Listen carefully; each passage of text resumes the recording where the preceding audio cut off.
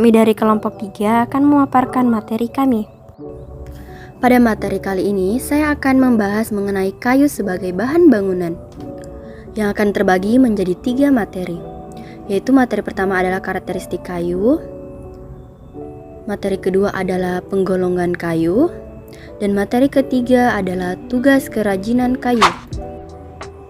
Mari kita memasuki materi yang pertama, yaitu karakteristik kayu. Bahan bangunan utama memiliki 4 jenis, yaitu kayu, beton, baja, dan komposit. Kayu sendiri merupakan bahan bangunan yang diperoleh dari hasil penebangan pohon, baik dari hutan alam, hutan tanaman industri, maupun tempat-tempat lainnya. Untuk keperluan tersebut, kayu dari sebatang pohon dapat dibagi menjadi beberapa bagian, yakni bagian akar, bagian pangkal, bagian tengah, bagian ujung, bagian percabangan, dan bagian cabang dan ranting. Bagian pohon yang dapat digunakan sebagai bahan bangunan adalah bagian pangkal dan bagian tengah.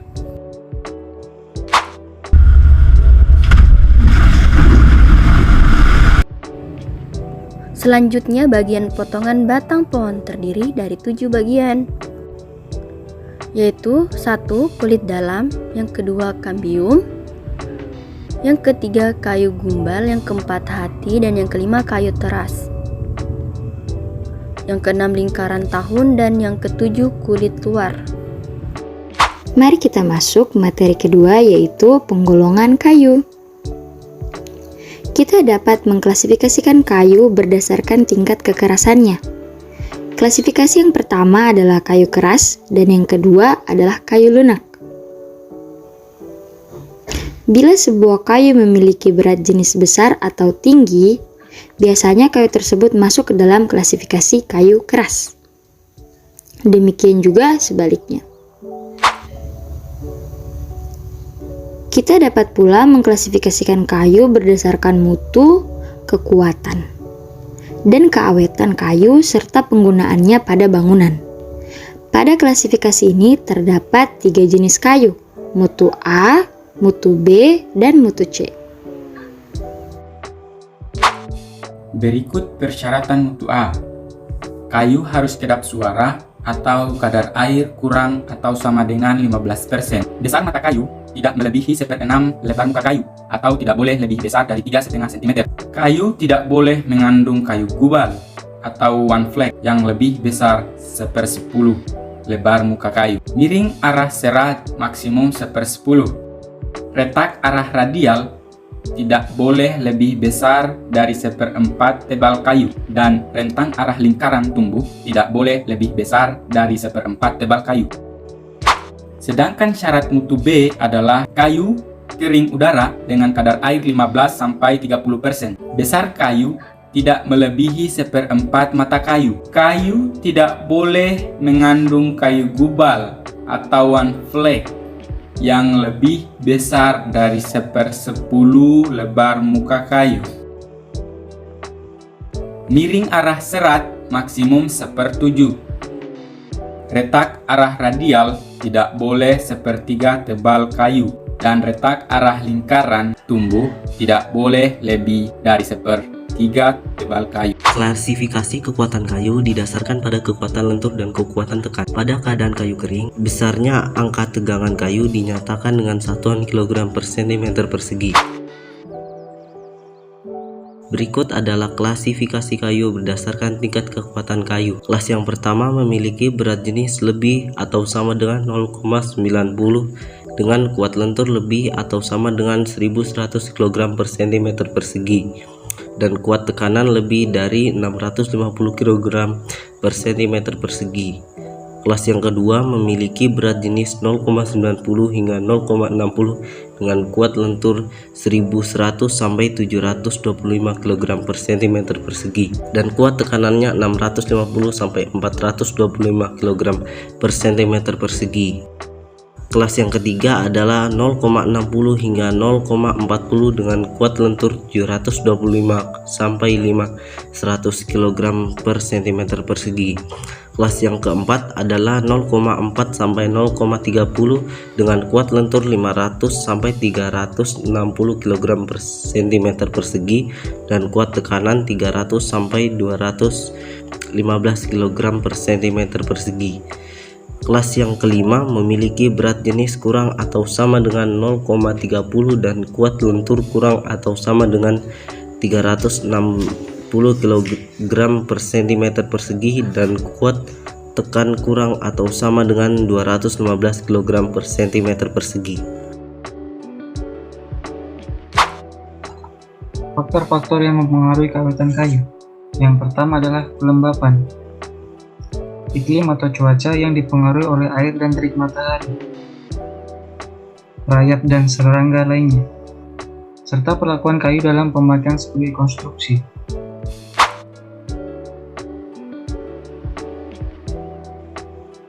Dan berikut merupakan jenis kayu yang digunakan sebagai bahan bangunan. Yang pertama adalah kayu jati, biasa digunakan sebagai furniture jendela, pintu, meja, dan kursi. Yang kedua ada kayu kelapa, yang biasa digunakan sebagai kanopi teras, rangka atap, dan bekisting balok. Yang ketiga ada kayu ulin, yang biasa digunakan sebagai tiang pancang, sirap atau atap kayu, papan lantai, dan kosan. Yang keempat ada kayu merbau, yang biasa digunakan sebagai furniture, sebagai jendela, pintu, meja, dan kursi. Yang kelima ada kayu bengkirai, yang biasa digunakan sebagai atap kayu. Kawetan kayu diklasifikasikan dalam 5 kelas, yaitu kelas kawetan 1, 2, 3, dan 4, 5. Berikut adalah contoh klasifikasi kayu berdasarkan tingkat kawetan kayu. Yang pertama kayu jati dengan berat jenis 0, 59 hingga 0,82. Kuat kelasnya yang kedua dan kelasnya kawetannya 1-2. Yang kedua kayu kelapa atau pelugu dengan berat jenis 0,74 dengan kelas kuat 2-3 serta kelas kawetan 3. Yang ketiga adalah kayu ulin dengan berat jenis 0,88 hingga 1,19 dengan kuat kelas 1 dan kelas awet 1. Yang keempat adalah kayu merbau dengan berjenis 0,52 hingga 1,04 dengan kelas kuat 1, 2 dan kelas kawetan 1, 2. Yang kelima kayu bengkirai 0,6 hingga 0,91 dengan kelas kuat 1-2 dan kelas awet 1-2.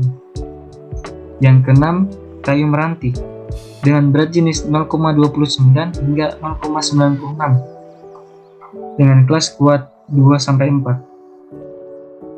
Sifat-sifat krisis kayu sebagai bahan bangunan dapat dibedakan atas bau warna, bau kayu, warna, tekstur pola serat, kesan raba, berat kekerasan, kekuatan, kadar air, dan penyusutan kayu.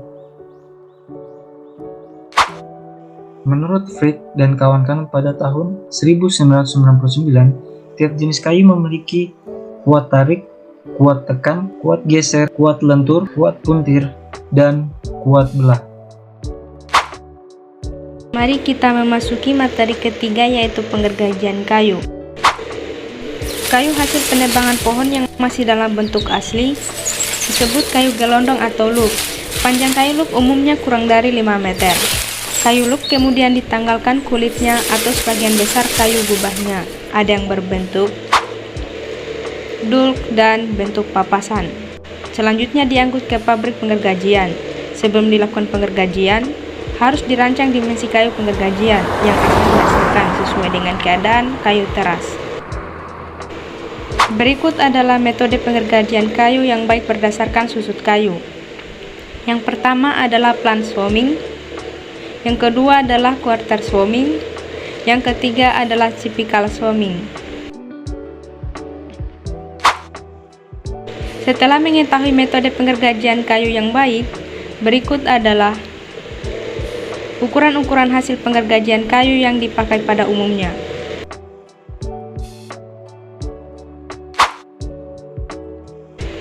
Ukuran yang pertama 2/3 atau 3/4 yang bisa disebut dengan rang. Yang kedua 4/6 atau 5/7 yang bisa disebut juga dengan usuk atau kaso. Yang ketiga ukuran 6/12, 6/10, 8/12, 10/10, 5/15 yang biasa disebut dengan balok. Dan ukuran terakhir 2/15, 2/23, 2/25, 3/30, 4/30 yang biasa disebut dengan papan.